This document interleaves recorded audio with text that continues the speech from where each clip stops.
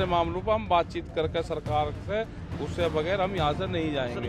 ये दिखाता है कि सरकार डिस्कशन से डरती है।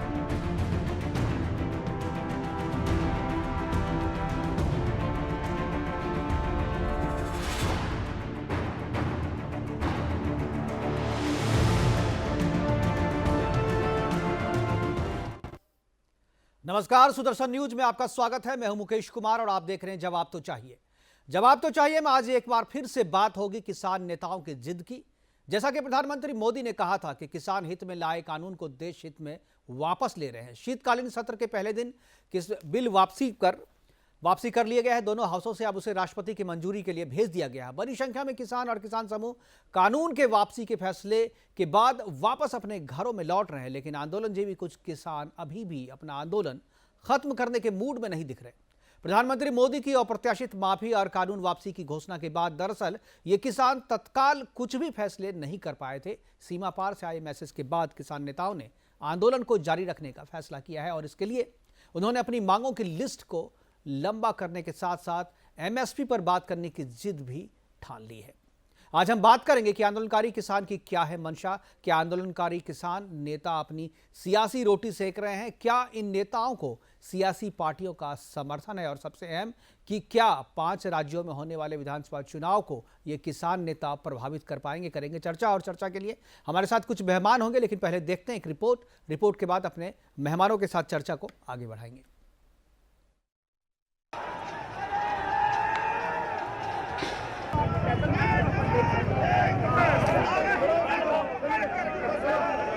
वो जो कहते थे कि जब तक बिल वापसी नहीं, घर वापसी नहीं, अब भी राजधानी दिल्ली के बॉर्डर्स पर आंदोलनरत है। वो हो गया। अभी जो दूसरे और मामले हैं किसानों के, उस पर भी सरकार बातचीत करेगा, लेकिन दूसरे मामलों पर हम बातचीत करके सरकार से, उससे बगैर हम यहाँ से नहीं जाएंगे। वो जो कहते थे कि सरकार कृषि कानून वापस ले, सदन में बिल वापसी हो, अब मांग पूरी होने पर भी चर्चा पर अड़े हैं।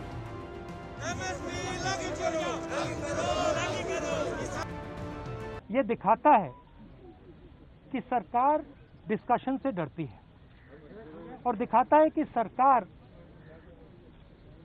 जानती है कि उन्होंने गलत काम किया। सवाल यहाँ पर ये, आखिर क्यों और आखिर कब तक? कब तक किसानों के नाम पर ये सियासी खेला यूं ही चलता रहेगा? किसानों की दोगुनी आय का वादा कर सरकार किसानों के हित में 3 कृषि कानून लाई, लेकिन शायद किसानों को समझाने में असमर्थ रही। इसलिए देश हित में तीनों कृषि कानूनों को वापस ले लिया गया। लेकिन वो सियासी खेला जो कृषि कानून के नाम पर शुरू हुआ था, अब भी जारी है। विपक्ष हंगामा कर रहा है, सवाल उठा रहा है, प्रदर्शनकारी घर वापस जाने को तैयार नहीं। मुद्दे को भुनाते हुए अन्य मांगों को लेकर अड़े हुए हैं। चुनाव सिर पर है, सरकार मन का कर दे तो दिक्कत, ना करे तो दिक्कत। इन्हें सिर्फ सवाल उठाने हैं। तो क्या कहीं ये तो नहीं कि यहाँ सिर्फ किसान के नाम पर सियासी खेला हो रहा है?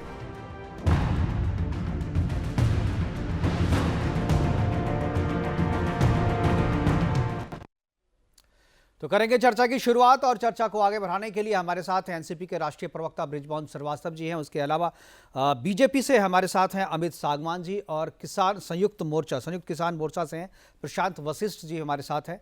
हम माफ कीजिएगा, प्रशांत वशिष्ठ जी बीजेपी से हैं और अमित सांगवान जो है वो संयुक्त किसान मोर्चा से हैं और कानूनी सलाहकार हैं। उनके चर्चा की शुरुआत करेंगे और शुरुआत सबसे पहले मैं बृजमोहन श्रीवास्तव जी मैं आपसे करना चाहूँगा।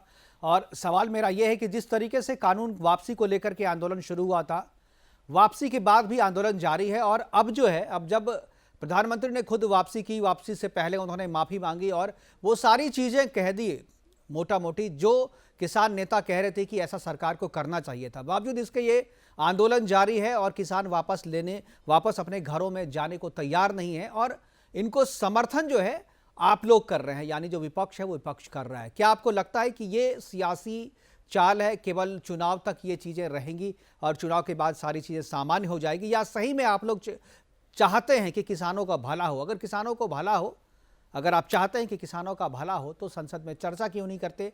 सरकार से बातचीत करने के लिए नेताओं को क्यों नहीं कहते?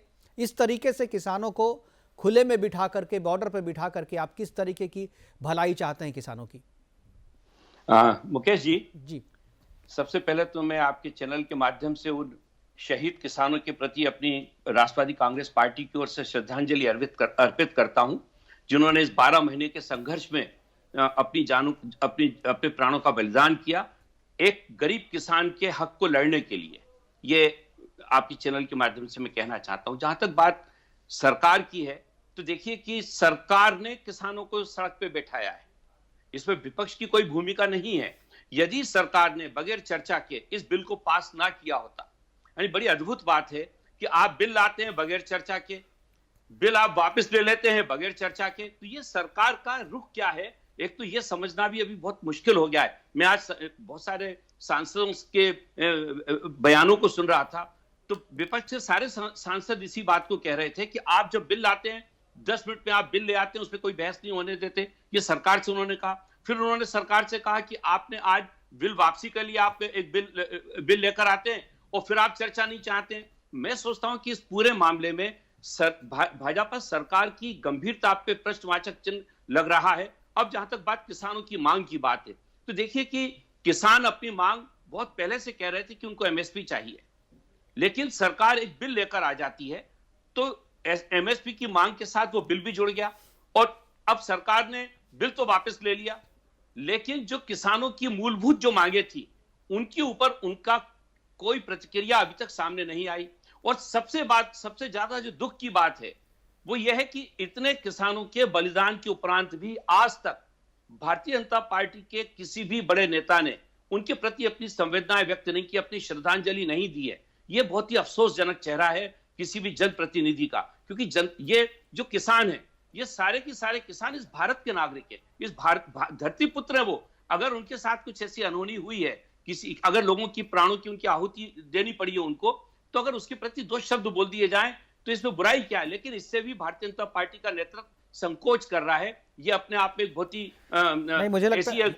मुझे लगता है बृजमोहन जी, जितने भी किसान की मौत हुई है वहां पे, ये जो आंकड़ा आगे पीछे हो सकता है, कम बेसी हो सकता है, लेकिन सरकार संवेदनशील है और सरकार ने जो है उनके प्रति संवेदना व्यक्त की है, मुझे पता है। और नंबर पे कुछ जरूर जो है आपत्ति है। ये 700 किसानों की मौत कब हुई ये तो मीडिया को भी नहीं पता। ये तो अचानक उस दिन सामने आया कि ये आंकड़ा 700 का है। इसके लिए जिम्मेदार कौन है, इस पे भी चर्चा होनी चाहिए कि ये जो किसान मरे हैं उनकी मौत की जिम्मेदारी किनके सर पे होगी। हमारे साथ प्रशांत वशिष्ठ जी हैं बीजेपी से। आपने जो सवाल खड़ा किया है, मुझे लगता है प्रशांत वशिष्ठ जी को जवाब देना चाहिए। प्रशांत जी, क्या कहेंगे? क्या आपको लगता है कि जो बृजमोहन श्रीवास्तव जी कह रहे हैं कि किसानों की मौत की जिम्मेदार है, और सबसे बड़ा आरोप यह है कि बीजेपी ना बिल लाने से पहले कोई चर्चा करती है, ना बिल वापस लेने से पहले के बाद कोई चर्चा करती है, और जो आरोप लगा रहे हैं, क्या जवाब है आपके पास?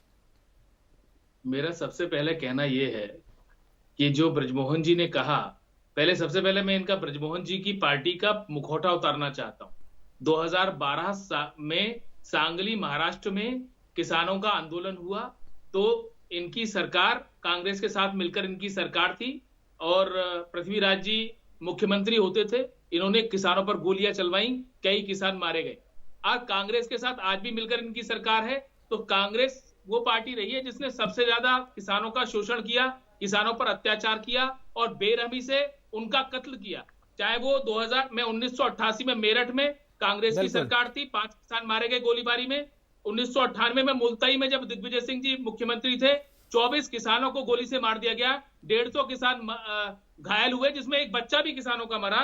2012 सांगली महाराष्ट्र मैंने बताया। अभी छत्तीसगढ़ में सिलेगर में, बस्तर जिले के सिलेगर में फिर गोलीकांड हुआ, किसानों के ऊपर अत्याचार हुआ। राजस्थान में हनुमानगढ़ में जब वो किसान एमएसपी की मांग कर रहे थे, वहां पर लाठीचार्ज हुआ, किसानों के साथ बेरहमी से पेश आया गया। तो ये खाली किसान उत्तर प्रदेश में ही यहाँ पे दिखाई दे रहे हैं। पूरे देश के बारे में मैं इनको बताना चाहता हूं कि इनको पता होना चाहिए कि इनकी पार्टी ने किस प्रकार की इनकी भूमिका रही है और आज ये किसान हितैषी होने का ढोंग कर रहे हैं। जहां तक प्रश्न है सदन का, तो सदन में आज सदन की संसद सत्र की शुरुआत हुई। शुरुआत में ही माननीय प्रधानमंत्री जी ने कहा कि हम चाहते हैं कि स्पष्ट चर्चा हो, सकारात्मक चर्चा हो और विपक्ष के हर सवाल का जवाब हम देने के लिए तैयार हैं। लेकिन विपक्ष का रवैया पूरे देश ने देखा, किस प्रकार से गैर जिम्मेदाराना रवैया विपक्ष का रहा और उन्होंने सदन को नहीं चलने दिया। हंगामे की भेंट सदन चढ़ गया। तो विपक्ष को भी थोड़ा सा संसद की गर्मा बनाए रखनी चाहिए, ये मैं कहना चाहता हूँ। बिल्कुल, ये तो भी राजनीति के संयुक्त मैं एक छोटी सी बात पे कहना चाहता था मुकेश जी। जी। अगर बीजेपी के जो आदरणीय प्रवक्ता है प्रशांत भाई, इन्होंने यदि शिवराज सिंह चौहान की सरकार का भी अगर हवाला दे दिया होता, मंदसौर में जो फायरिंग में किसान मारे गए थे, तो शायद बेहतर होता। ये 2018 में शायद भूल गए। मैं सिर्फ आपको याद दिला रहा हूँ प्रशांत भाई, सरकार बनाई थी महाराष्ट्र मैंने खाली आपको याद दिलाया और कुछ नहीं। किसानों पर गोली चलवाई या नहीं चलवाई, आप बताइए। मैंने आपसे क्या कहा कि अगर आप इसको भी जोड़ लेते, सरकार ने चलाई है तो कांग्रेस सरकार ने चलाई है। अगर आप किसानों की खाली बात कर रहे हैं तो इसको भी जोड़ लेते। शिवराज सिंह चौहान की सरकार ने भी गोलियां चलाई है। आपको पहले सत्य को समझना चाहिए। जितनी बार भी किसानों पर गोली चली है, कांग्रेस की सरकारों ने गोली चलाई है। अच्छा, क्या शिवराज सिंह की गोली से नहीं मरे लोग? आज मध्य प्रदेश में चुनाव होता है, पंजाब में चुनाव होता है, राजस्थान में चुनाव होता है, तो आप कांग्रेस की सरकारें कहती है कि हम किसान का बिल वो माफ करेंगे, कर्ज माफ करेंगे। किसान का कर्ज माफ हुआ क्या? बात गोली की चल रही है प्रशांत भाई, बात गोली की चल रही है। चुनाव के बाद आपने कहा कि आपने एक बड़ी लिस्ट बताई गोलियों की, तो मैंने कहा उसमें इसको भी जोड़ लेते आप, इतनी ही तो कहा, इसमें बुरा मानने की क्या बात है?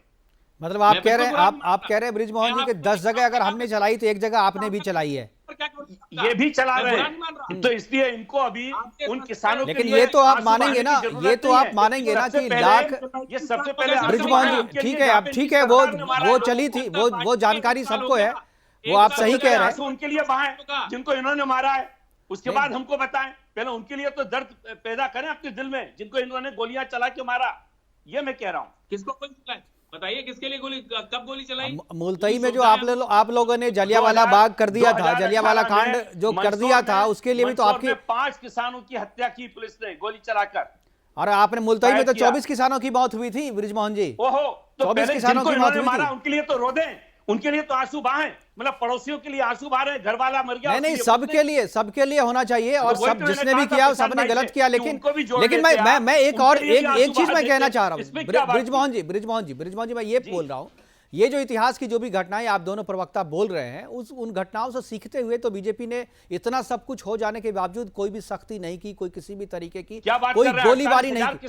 क्या 48,000 किसानों के खिलाफ केस रजिस्टर्ड है हरियाणा में।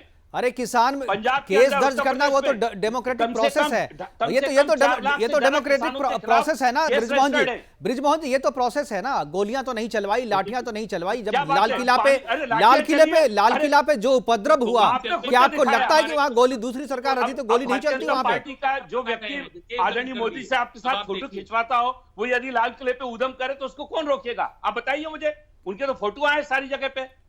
आपकी फोटो भी बहुत लोगों के साथ है बृजमोहन श्रीवास्तव ना, वो फोटो आप उसके लिए जिम्मेदार है क्या, जो आपके साथ जिनकी फोटो है वो अगर कुछ करता है? ये देखिए, ये इस तरीके के लैम स्क्यूजे जो है, आप पढ़े लिखे लोग हैं, आप इतना अच्छा मतलब स्टडी करते हैं, लेकिन फिर भी मैं नहीं बोल रहा हूं, ये पुलिस की इन्वेस्टिगेशन ने कहा कि वो नहीं, ये तो सबको पता है, जो उनके साथ फोटो है, ये तो पब्लिक डोमेन में। लेकिन फोटो लग जाने के कारण क्या वो ये कहना चाह रहे हैं कि फोटो उनका अगर मुख्यमंत्री के साथ या प्रधानमंत्री के साथ है तो ये सारे उपद्रव के लिए वही जिम्मेदार है और बीजेपी उसको संरक्षण दे रही है, सरकार उसको संरक्षण दे रही है, ये कहना चाह रहे हैं आप? मैं ये कहना चाह रहा हूं कि उसकी जब पुलिस ने इन्वेस्टिगेशन किया, उसमें यह पाया गया कि वो भारतीय जनता पार्टी के नेतृत्व के करीब का व्यक्ति था। ये हमारी जांच, हम लोगों ने थोड़ी जांच की है, ये तो केंद्र सरकार की पुलिस ने जांच की है। वो कह रही है, हम उस पर क्या कर सकते हैं? आप बताइए मुझे। कोई भी रहे, कोई भी। जी अमित सागवान जी कुछ कहना चाह रहे हैं। जी अमित जी बताइए। सीधा ये है कि ना एनसीपी या कांग्रेस बनी रही किसानों के लिए और ना भारतीय जनता पार्टी बनी रही। मैं समझता हूँ कि 2014 में भारतीय जनता पार्टी को देश के किसानों ने चुना। अगर भारतीय जनता पार्टी ये कहे कि किसानों का कोई सहयोग नहीं था या किसानों का कोई था, तो इनकी गलतफहमी। इतना बड़ा मैंडेट अगर दिया है तो भारतीय जनता पार्टी को किसानों ने दिया है। उसके पीछे देने का क्या कारण था? उसके पीछे देने का कारण ये था कि जिस तरीके से नरेंद्र मोदी जी के बड़े बड़े इख्तियार लगते थे कि बहुत हुआ किसानों पर अत्याचार, अब की बार मोदी सरकार, प्रकार से देश को लगा, देश के किसान को लगा कि जिस तरीके से किसान कांग्रेस ने शोषण किया है, तो एक उम्मीद भारतीय जनता पार्टी से किसान कर सकता था कि भारतीय जनता पार्टी उनके उत्थान की बात करे। तो लेकिन जिस तरीके से पुराने वक्त में जिस तरीके से किसानों के साथ बातचीत हुई थी, आज भी वही की वही सिचुएशन है और देश के किसानों को गाड़ियों में से कुचला जा रहा है। देश के प्रधानमंत्री को 2019 में दोबारा मैंडेट ही किसानों ने दिया इस उम्मीद में कि 2022 तक हमारी आमदनी दोगुनी हो जाएगी। मैं तो प्रशांत जी से, मुकेश जी, आपके माध्यम से प्रश्न ये करना चाहता हूँ कि एक महीना भी बाकी नहीं है, पूरा एक महीने के बाद 2022 है और एनएसओ की आप रिपोर्ट उठा लीजिए, क्या किसान की आमदनी दोगुनी हो गई? क्या किसान का जो एक डिफरेंस है परचेजिंग में और उसकी फसल को सेल करने में there is lot of difference. Sangwan ji, आपका सवाल बहुत अच्छा है, लेकिन एक चीज सवाल पूछने से पहले आपको ये भी सोचना चाहिए कि 2022 का डेडलाइन रखा था जरूर मोदी सरकार ने, और रिफॉर्म के लिए जो चीजें करनी चाहिए तो वो चीज तो आप लोगों ने होने नहीं दिया ना। ये जो तीनों बिल था वो तो कृषि रिफॉर्म के लिए ही था ना, कृषि सुधार के लिए था। 1 साल से तो आप लोग लेकर के बैठे हुए हैं इसको, तो आप तो इम्प्लीमेंट करेंगे, उसके बाद बताएंगे ना कि ये कानून अच्छा था या बुरा था। आपने तो सीधा लाने के साथ ही कह दिया कि इसको हटाओ, और 1 साल तो आपने खुद लगा दिए, किसानों ने लगाया ना। दावे के साथ मुकेश जी, आप दावे के साथ नहीं कह सकते कि रिफॉर्म्स पे हमें ये लग रहा था कि नहीं, तो आप भी तो नहीं कह सकते ना दावे के साथ। इस दावे के साथ कोई नहीं कह रहा, पहले दिन से सरकार भी पहले दिन से यही कह रही कि एक बार इसे आजमाओ, तो ये कानून, इस कानून के साथ 1 साल रह के दिखाओ। इस कानून के साथ आप 1 साल रहते, उसके बाद लगता कि ये कानून जो है हमारे फायदे का नहीं है तो आप विरोध करते, लेकिन आपने बिना समझे, बिना आजमाए, बिना जाने आपने विरोध करना शुरू कर दिया। तो लोग तो सियासत समझते हैं ना, इसीलिए तो कह रहे हैं कि ये किसान जो है सियासी किसान है, या किसानों के कंधे पे बंदूक रख करके सियासी पार्टियां चला रही हैं। मुकेश जी, किसी पार्टी का आंदोलन नहीं था, ये आंदोलन किसान संगठनों का आंदोलन था। पहली बार इतने बड़े स्केल पर। तो एक चीज, अगर ये किसानों का आंदोलन है सांगवान जी, किसानों का यदि आंदोलन है, तो एक चीज हमें बताइए कि इस बिल में जो भी प्रावधान है उसको आप किस आधार पे कह रहे हैं कि वो गलत है? देखिए, ये चर्चा करने की जरूरत नहीं। आप 19 तारीख के जो नरेंद्र मोदी जी का संबोधन सुन लीजिए, उन्होंने साफ तौर पर ये कहा है कि हमारी तपस्या में कमी रहेगी। आपकी तपस्या में कमी नहीं। अरे तपस्या में कमी इसलिए क्योंकि वो आपको समझा नहीं पाए, वो आपकी जिद को तोड़ नहीं पाए, वो ये कह रहे हैं। आप मुझे बताइए ना, इस बिल का ऐसा कौन सा सेक्शन है, ऐसे कौन से प्रावधान है जिसको लेकर के आपको लगता है कि ये किसानों के खिलाफ है? एक भी प्रावधान बताइए ना। पहली बार किसी सरकार को कोई बड़ा ट्रांसफॉर्मेशन के कोई लोग लेकर आई और वो लोग बिना किसी संगठन से, ये राष्ट्रीय स्वयं सेवक संघ। अरे ये छोड़िए ना, बिना किसी संगठन के, बिना किसी विपक्ष तो है ही नहीं, विपक्ष तो है ही नहीं यहाँ पे। अगर वो लाया, आप मानिए उस पर बहस बाद में कर लेंगे हम। आप ये बताइए कि जो चीज लाया गया वो किसान के हित में था या नहीं था? बात करेंगे, देश में विपक्ष नहीं है। अरे जो जिस तकनीक पे आप बात कर रहे हैं उसी तकनीक पे हम बात कर रहे हैं कि भाई विपक्ष की नंबर जो है वो नंबर है नहीं, संसद में तो विपक्ष का नंबर नहीं है ना, अपोजिशन का कोई ऑथराइज पार्टी यहाँ पे है नहीं। तो जो नियम बने उस नियम के आधार पे कह रहा हूँ मैं। आप कैसी बात कर रहे हो सर? आप कैसी बात कर रहे हो? हाँ, क्या बात कर रहा हूँ बताइए आप। ये विपक्ष में नहीं है।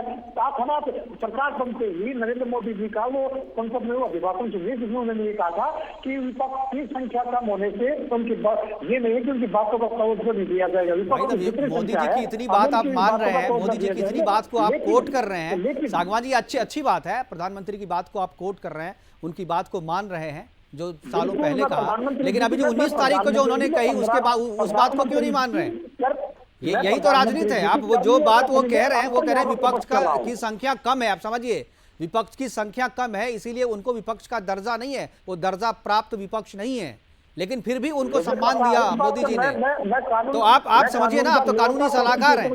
कॉन्स्टिट्यूशन का, संविधान का खास करो, मुझे पता है विपक्ष का दर्जा नहीं है क्योंकि संख्या कम है। हाँ। लेकिन इसका मतलब ये नहीं है कि आप जिस क्लास के लिए जो लोग लेके आ रहे हो उस क्लास पे आप बात ही ना करो। आप कोरोना जैसी महामारी में 5 दिन नहीं, मैं तो सांगवान जी में आप ही की बात पे आ रहा हूँ। आप कह रहे हैं कि मोदी जी को आपने कोट किया ना, मोदी जी ने 19 तारीख को भी कुछ कहा था, उन्होंने माफी मांगी थी किसानों से कि मैं समझा नहीं पाया, इसीलिए देश हित में बिल को वापस ले रहा। तो आप लोग मान लीजिए ना बात को, जो मांग आप लोग कर रहे थे वो मान ली प्रधानमंत्री जी ने। उसी दिन मेरा 1 घंटे के बाद आपके साथ बातचीत हुई थी, मैं इस शो पे बैठा था, जिसमें मैंने ये कहा था कि प्रधानमंत्री जी ने बड़ा दिल दिखाते हुए गुरु पर्व के दिन देर आए और दुरुस्त आए, हम शीर्ष किसान मोर्चा उनके फैसले का स्वागत करते हैं। हमारी कोई बात दुश्मन नहीं है प्रधानमंत्री जी के साथ, वो मेरे भी प्रधानमंत्री है। सिर्फ स्वागत करने से कुछ नहीं होगा ना, वापस भी तो जाना होगा ना। आप जो दूसरे लोगों के लिए परेशानी का सबब बने हुए हैं और इसको सियासी हाथों में जो खेल रहे हैं आप लोग ना, देखिए किसान, ओरिजिनल किसान तो वापस चले गए, बहुत लोग किसान घर वापसी हो गई, लेकिन आप लोग जो सियासत कर रहे हैं देश उसे भी देख रहा है। बृजमोहन जी, क्या आप लोग किसानों से अपील करेंगे कि भाई आपने जो मांग की थी वो मांग पूरी हो गई, ज्यादातर मांगे पूरी हो गई, मैं ये नहीं कहता 100% मांग पूरी हो गई, लेकिन जो मुख्य मांग थी कि बिल को वापस लिया जाए वो बिल वापस हो गया है, क्या आप अपील करेंगे हमारे इस प्लेटफॉर्म से कि किसान लोग जो हैं वहां पे वो वापस अपने घरों को चले जाएं और उसके बाद जो है सरकार से बातचीत का सिलसिला शुरू करें? देखिए कि किसानों ने जो मांग पत्र रखा है वो हम लोगों से पूछ के तो रखा नहीं, तो ये कहना आज मैं सोचता हूँ अपनी तरफ से अपील करना कि आप अपने घर वापस चले जाइए उचित नहीं होगा। लेकिन मैं आपसे दूसरी राजनीतिक बात कहना चाहता हूँ, यदि भारतीय जनता पार्टी को और आदरणीय मोदी जी को अपने किसान बिल के ऊपर इतना विश्वास था तो अपनी पार्टी को उन्होंने दांव पे क्यों नहीं लगाया? वो ये कहते कि मैं मिड टर्म करा रहा हूं और इसी कृषि बिल के ऊपर चुनाव हो जाए, जबकि इसके पहले हिंदुस्तान में ऐसा कई बार हुआ है। श्रीमती इंदिरा गांधी ने जब प्रीवी पर्स और नेशनलाइज्ड बैंक की बात की थी उस बार तत्काल उन्होंने चुनाव कराया। मध्य प्रदेश में तत्कालीन जो मुख्यमंत्री थे आदरणीय अर्जुन सिंह जी, उन्होंने तेंदुपत्ते की स्कीम लेकर आई, बीजेपी ने विरोध किया, उन्होंने तेंदुपत्ते के ऊपर चुनाव करा लिया। तो लेकिन ये हिम्मत क्यों नहीं हुई?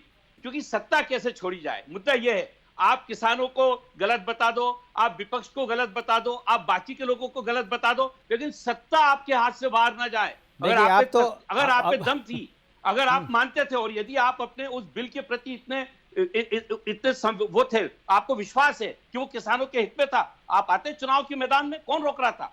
करते तो आप लोगों को ये लग रहा है, आप लोगों को ये लग रहा है बृजमोहन जी कि अब बिल वापस ले लिया, अब शायद चुनाव में फायदा हो जाएगा बीजेपी को, इसलिए विरोध कर रहे हैं? मैं भारतीय जनता पार्टी की बात कर रहा हूं। यदि भारतीय जनता पार्टी को और आदरणीय मोदी जी को अपने इस बिल पे इतना विश्वास था तो उन्होंने ये दाव क्यों नहीं लगाया? यह है मुद्दा। आप कहते जरूर है दाव है, वो तो आपसे पूछ के लगाएंगे ना, आपसे पूछ के नहीं लगाएंगे ना। प्रशांत वशिष्ठ जी हैं, वो जवाब देंगे। प्रशांत जी क्या कहेंगे आप? क्या मुकेश जी, मैं कहना चाहता हूं कि देखिए यहाँ पे राष्ट्र चिंतन कर रहा है कि किस प्रकार से पूरे एक राष्ट्र एक चुनाव हो जिससे कि देश का नुकसान ना हो, और ये सत्ता लोलुप विपक्ष के बृजमोहन श्रीवास्तव जी कह रहे हैं कि आप इस पर भी मिड टर्म चुनाव करा दीजिए, इससे देश का कितना नुकसान होगा मैं ये देशवासियों पर छोड़ता हूँ। आप यही कहना चाहते हैं कि विपक्ष जीत जाता? लेकिन किसान के हित में भारतीय जनता पार्टी कैसे है मैं ये बताना चाहता हूँ। वो ऐसे है कि देखिए आज भारतवर्ष में जो किसान है उसकी सर्वाधिक जो पैदावार हुई है वो रिकॉर्ड पैदावार इस सरकार में हुई है। इतनी पैदावार कोई आजाद भारत के इतिहास में कभी नहीं हुई, नंबर 1। नंबर 2, एमएसपी पर इतनी बड़ी खरीद कभी नहीं हुई। मैं उत्तर प्रदेश से आता हूं सर। उत्तर प्रदेश में पिछली सरकार ने 123 लाख मीट्रिक टन धान की खरीद की थी।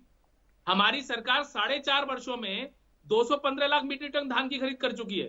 चुनावी वर्ष 2016-17 में समाजवादी पार्टी 7 लाख मीट्रिक टन की खरीद की थी, हमने 56 लाख मीट्रिक टन खरीद की है इसमें चुनावी वर्ष में, 8 गुना अधिक खरीद की है। आज पहली बार देश कृषि निर्यात में टॉप 10 देशों में आया है विश्व में। ये मैं बता देना चाहता हूं बृजमोहन जी को, शायद पता नहीं होगा इन्हें।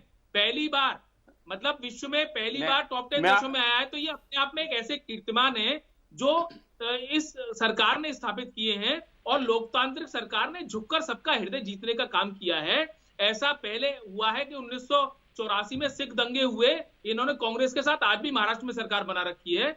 1984 के सिख दंगों में जब माफी मांगनी चाहिए थी कांग्रेस को, तो उन्होंने क्या कहा, बड़ा पेड़ गिराकर धरती हिला दी थी राजीव गांधी जी ने।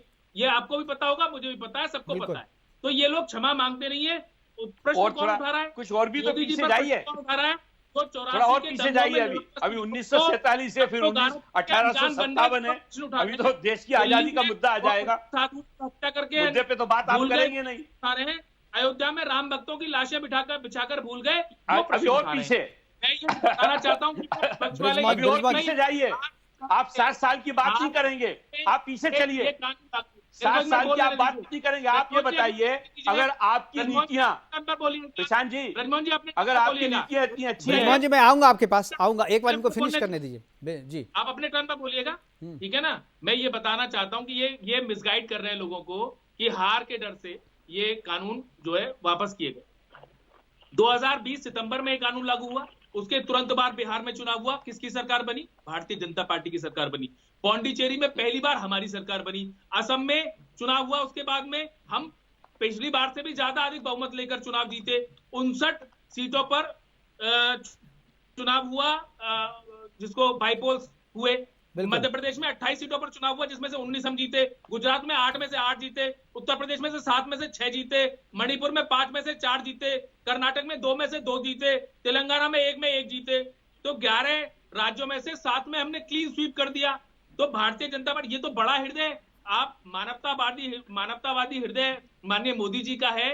उनके हृदय को हमें प्रणाम करता हूं मैं, और मैं ये समझता हूं कि उन्होंने बहुत ठीक है, आपने बोल दिया, ठीक है। ब्रिजमोहन जी जवाब दीजिए। प्रशांत जी, मैं मुकेश भाई, मुझे अब कुछ कहने की जरूरत इसलिए नहीं है, सारी बात प्रशांत जी ने खुद ने स्वीकार कर ली।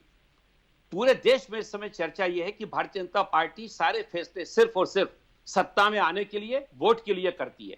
अभी जितने आंकड़े इन्होंने बताए, वो सारे आंकड़े ये सिद्ध करते हैं कि सारा फैसला इनका सिर्फ और सिर्फ सत्ता में बने रहने के लिए है। और यही कारण है कि इन्होंने, अगर इनकी पार्टी का, इनके नेताओं का यदि इस किसान बिलों के ऊपर इतना विश्वास था और इनको ऐसा लगता था कि इससे देश के किसानों का उत्थान होगा, और इनका जो खुद का घोषणा पत्र था जिसमें इन्होंने कहा था कि 2022 में किसानों की आमदनी दुगनी हो जाएगी, तो इन्होंने अपनी सरकार को दांव पे क्यों नहीं लगाया? अब आपकी बात मैं तो जैसे ब्रिजमोहन जी कहते हैं सत्ता लो लो, मुकेश जी एक सेकंड, अगर ये कहते हैं सत्ता लो लो, तो इसका मतलब इनको पूरा विश्वास है कि चुनाव नहीं जीत पाएंगे, इसी डर से इन्होंने चुनाव नहीं कराया। मुझे लग रहा है, तो कह रहे हैं आइए आप कराइए चुनाव। मुझे लग रहा है ब्रिजमोहन जी, आपका मुझे लग रहा है कि आपने जो बात कही शुरुआत में कि आपने बात का जवाब खुद दिया है, इन्होंने प्रशांत जी ने दिया, मुझे लग रहा है कि आप भी अपनी बात का जवाब जो है आपने खुद दे दिया है। आप कह रहे हैं कि अगर सत्ता लोलूप है बीजेपी, अगर सत्ता लोलूप है तो जो उदाहरण प्रशांत जी दे रहे हैं उसमें तो सारे चुनाव जीतने का उदाहरण दे रहे हैं। तो इसका मतलब कि आगे भी चुनाव जीतते अगर ये रहता, अगर ये तो उन्होंने तो बड़ा दिखाते हुए। मैं यही तो कह रहा हूं, ये इसलिए नहीं कर पा रहे क्योंकि इनको मालूम है कि जो किसानों के लिए कानून लाए थे वो गलत है, उससे किसानों का लाभ नहीं होने वाला था। अगर जनता इसे गलत मानती, ब्रिजमोहन जी, अगर जनता इसे गलत मानती, ब्रिजमोहन जी, जनता यदि इस कानून को गलत मानती तो फिर बीजेपी को जितवाती क्यों? ये सारे रिजल्ट नहीं, मैं तो बीजेपी की बात कर रहा हूं। बीजेपी ने जो कानून वापस ले लिया इसी डर से ले लिया। वही तो, बीजेपी ही तो चुनाव जीती है, बीजेपी ने ही तो चुनाव जीता है। जितने स्टेट, अरे बिहार हो, असम हो, त्रिपुरा, सब जगह बीजेपी जीत रही है ना। पश्चिम बंगाल के हाल को क्या कहेंगे आप? जहां 60 से ज्यादा बैठ के, ठीक है, इसका मतलब ये है कि चुनाव को कोई असर नहीं डाल रही है कृषि बिल, यही हो सकता है ना। अगर मान लीजिए कहीं पे जीत रहे हैं, कहीं पे हार रहे हैं, तो इसका मतलब तो ये भी निकलेगा ना कि कृषि बिल से चुनाव पे कोई असर नहीं हो रहा है। तो मुकेश जी, इसका जवाब तो प्रशांत भाई को देना चाहिए। फिर वापस क्यों लिया, क्या कारण था? इतने लोगों ने वापस लेते समय वापस, क्या ये उसका इंतजार कर रहे थे कि वो इतने सारे लोग पहले अपनी मृत्यु को प्राप्त हो जाएं, उसके बाद ये वापस लेंगे? पहले ही ले लेते। चलिए सागवान जी हमारे साथ। सागवान जी, क्या आपको लगता है कि इसमें सियासत हो रही है और सियासी पार्टियां किसानों का सियासी इस्तेमाल करना चाह रही है? तो हम चाहते थे कि 10% लोग भी जो है वो भी विचार से अलग ना रहे, राष्ट्र सबको मिलकर बढ़े, सबको साथ लेकर बढ़े। ये उनका मोदी जी का विजन है, ये आप नहीं समझेंगे क्योंकि आपने परिवार की राजनीति की है। चाहे प्रशांत जी मैं आ जाऊंगा आपके पास, एक आपके पास। सांगवान जी कुछ बोल रहे हैं। सांगवान जी, प्रशांत जी मैं आऊंगा आपके पास। सांगवान जी को बहुत कम मौका मिला है। सांगवान जी, देखिए, सियासी पार्टियों का इतना बड़ा कोई रोल इस आंदोलन में रहा नहीं। अगर हमने सियासी पार्टियों को इस आंदोलन के मंचों पर चढ़ने दिया होता, उनके झंडे का इस्तेमाल करने दिया होता, तो आज हम आंदोलन नहीं जीते होते। ये तो तय है। तो सबसे बड़ी चीज तो ये है कि अब तक इस आंदोलन में किसी भी सियासी पार्टी को हमने उनके सियासत को पूरा करने के लिए, क्योंकि हमने ये पता है कि कांग्रेस भी इस देश में, कांग्रेस ने भी राज किया है, अन्य क्षेत्रीय दलों ने भी इस देश में राज किया है, और जिस भी दल ने किसानों के हितों की बात नहीं की है उनका भी विरोध पुरजोर तरीके से इन किसान संगठनों ने किया है। ऐसा नहीं है कि किसान संगठनों ने कांग्रेस का विरोध नहीं किया। आप जितने भी जबरदस्ती हमारे साथ है मुख्य रूप से, उन जबरदस्तियों का इतिहास उठा के देखिए। उन्होंने बड़े बड़े आंदोलन दिल्ली में कांग्रेस के वक्त भी किए थे। उन्होंने बड़े बड़े आंदोलन अपने अपने प्रदेशों में उनकी क्षेत्रीय पार्टियों के खिलाफ भी किए थे। एनसीपी के हमारे राष्ट्रीय प्रवक्ता नहीं, ये मैं थोड़ा संशोधन करूंगा आप में। मुझे लग रहा है कि वहां पर जो सत्ता में जो सरकार पार्टियां थी उसके खिलाफ आंदोलन था, और अक्सर सत्ता के विरोध ही आंदोलन चलते हैं। तो इसमें मैं कोई गलत नहीं मानना कि आप जी बिल्कुल मुकेश जी, सत्ता के विरोध ही आंदोलन चलते हैं और सत्ता के विरोध ही चलने चाहिए। आंदोलनों की भूमिका भी यही होती है और पर्सन भी सत्ता से ही होता है। तो इस वक्त पर्सन ये था कि जिन कानूनों की मांग किसी किसान संगठन ने की, उन कानूनों को थोपना गलत था। और ये कानून अगर थोपे गए तो हमारी मांगे जब भड़की गई तो दिल्ली में आने वक्त, क्योंकि पंजाब में इन कानूनों की वापसी लेकर आंदोलन शुरू हुआ था, लेकिन दिल्ली में जब आए और संयुक्त किसान मोर्चा बना जिसमें देश के तमाम संगठनों को शामिल किया गया, तो उन संगठनों की ये थी मुख्य रूप से डिमांड की काफी लंबे अरसे से एमएसपी की एक बहुत बड़ी मांग थी, उसको भी हमें इसके साथ ऐड करना चाहिए। साथ ही साथ जो इलेक्ट्रिसिटी एक्ट है, जो पोल्यूशन एक्ट है, उनको भी मुख्य एजेंडे में लिया गया। एक तो बड़ी भ्रांति ये फैलाई जाती है कि अब तो मांगे मान ली गई, अब तो लौट जाना चाहिए। देखिए, कानूनों की वापसी स्वागत करने योग्य फैसला था, लेकिन उससे एक मांग कब हुई है, उससे हमारा आंदोलन हम नहीं दिखते। हम समझते कि आज भी जिस तरीके से एमएसपी की बात हो, इलेक्ट्रिसिटी एक्ट की बात हो, या तोमर जी ने कल पराली वाले इस मामले में ये कहा कि सजा नहीं होगी उसकी बात हो, चाहे इस आंदोलन के दौरान जो आप कह रहे थे कि मीडिया ने तो सबसे साजिशों का नहीं पता, अगर मीडिया उस वक्त मोदी जी की पब्लिसिटी या मोदी जी की टीआरपी बढ़ाने की अगर उसे फुर्सत होती, तो मैं समझता हूँ कि आज हरियाणा की उन हॉस्पिटलों का पोस्टमार्टम रिपोर्ट देख लीजिए, उन रिपोर्टों को कलेक्ट कर लीजिए, आपको आंकड़े पता चल जाएंगे। उन जत्थेबंदियां जिन्होंने बाई नोट अपने डीसी को ये दिया था कि इस किसान की मृत्यु, इस किसान की सांगवान जी ठीक है, वो तो नंबर्स में इधर उधर होगा, आप सबूत देंगे वो मान जाएगी, वो कोई बहुत बड़ी बात नहीं। अगर मौत हुई तो उसके सबूत भी होंगे कि किस तरह से कहाँ मौत हुई है, पोस्टमार्टम रिपोर्ट भी होगा उसका। लेकिन निहंगों ने जो हत्या की थी उसकी जिम्मेदारी कौन लेगा? निहंगों ने जिनकी हत्या की, जिनको आग लगा करके वहां पर किसान मोर्चे के लोगों ने या जो आपके आंदोलनकारियों के बीच में जिनको जला करके मार दिया गया, उसकी जिम्मेदारी कौन लेगा? आपके चैनल पे सुनो मेरे बात, मैं आपके चैनल पे बैठा हूँ, उस केस को पर्सनली मैं देख रहा हूँ। अगर उस केस के प्रशासनिक रूप से सच्चाई मिल जाए तो मैं आपके दावे के साथ कह सकता हूँ कि संयुक्त किसान मोर्चे को मैं लीगल जो कन्वेनर की मेरे पोस्ट है उसमें नहीं काबिज होगा। ठीक है, हमारे पास समय की कमी, मैं आखिरी कमेंट चाहूंगा कि आगे क्या करेंगे आप? ये आंदोलन कब तक जारी रखेंगे? अगर एमएसपी की मांग पूरी नहीं हुई, एमएसपी की मांग पे चर्चा करने के लिए आप आगे आएंगे या मांग लेकर के बैठे रहेंगे? मुकेश जी, मेरे साथी प्रशांत रशीद जी यहाँ पर बैठे हैं, हम उनको सिर्फ यही निवेदन करते हैं कि एमएसपी को लीगल स्टेटस दीजिए, हमारे जो फर्जी केसेस लगाए गए हैं उनको वापस लीजिए, जो किसान हमारे बीच नहीं रहे आज उनको कंपनसेट करने का काम कीजिए। और मैं समझता हूँ कि भारतीय जनता पार्टी, मतलब ये सारे 100% मांग पूरी होगी तभी आप लोग वापस आगे, वरना बने रहेंगे। बिल्कुल ठीक है। मैं भी अमित भाई के इस मांग का समर्थन करता हूं। मैं प्रशांत भाई से, चूंकि सरकारी पक्ष के प्रवक्ता हैं आदरणीय प्रशांत भाई, इनसे मैं निवेदन करूंगा कि किसानों के इस दर्द को समझिए। ये वो किसान है जो हम लोगों का पेट भरने का काम करते हैं, कम से कम इनके दुख दर्द को समझिए, अपनी सरकार को समझाइए कि जो केस उन पे लगाए गए हैं उनको वापस दें। जिन लोगों की मृत्यु हुई है उनके लिए कुछ सोचें, विचार समय की कमी है। प्रशांत जी, आखिरी कमेंट। देखिए, मैं ये कहना चाहता हूं कि शरद पवार जी कृषि मंत्री रहे और कांग्रेस सबसे ज्यादा सत्ता में रही, तो स्वामीनाथन आयोग की रिपोर्ट को लागू क्यों नहीं किया कांग्रेस ने? मेरा प्रश्न इनसे ही है उल्टा। और देखिए, ये विपक्ष के लिए तो मैं ये कहना चाहता हूं कि जरासंध छल बल दिखलाए, अंतिम विजय हमारी है, भीम पराक्रम प्रकटित होगा, योगेश्वर गिरधारी है। किसान जानते हैं कि भाजपा किसान हितैषी है और किसान भाजपा के साथ रहेगा, और विषय को समझेंगे धीरे धीरे, और हम लोग इनके पक्ष में ही काम करेंगे। बिल्कुल, शुक्रिया हमारे साथ जुड़ने के लिए। सभी जो मेहमान हमारे साथ जुड़े, बृजमोहन श्रीवास्तव जी आपका, प्रशांत वशिष्ठ जी आपका, और अमित सांगवान जी आपका बहुत बहुत धन्यवाद। आप जुड़े और अपनी बातें हमारे साथ रखी आपने। लेकिन जिस मांग को लेकर के और जिस मुद्दे को लेकर के ये चर्चा शुरू हुई थी वो अभी तक बना हुआ है, और अभी तक जो किसान मोर्चे पे डटे हुए हैं, आंदोलनकारी, वो घर वापसी के लिए तैयार नहीं हो रहे हैं। उन किसानों को वापस जाने की तैयारी किस तरीके से होगी और किसान कब जाएंगे, ये भी एक बड़ा प्रश्न है, क्योंकि चुनाव सामने है। और जब तक जिस तरीके से किसान आंदोलन के जरिए किसी सियासत अपनाई जा रही है, सियासत की जा रही है। लगता नहीं है कि निकट भविष्य में ये किसान वापसी करेंगे अपने घरों को और अपनी मांग को लेकर के सरकार से कोई सार्थक चर्चा की शुरुआत करेंगे। फिलहाल अभी के लिए इतना ही, दीजिए इजाजत, नमस्कार।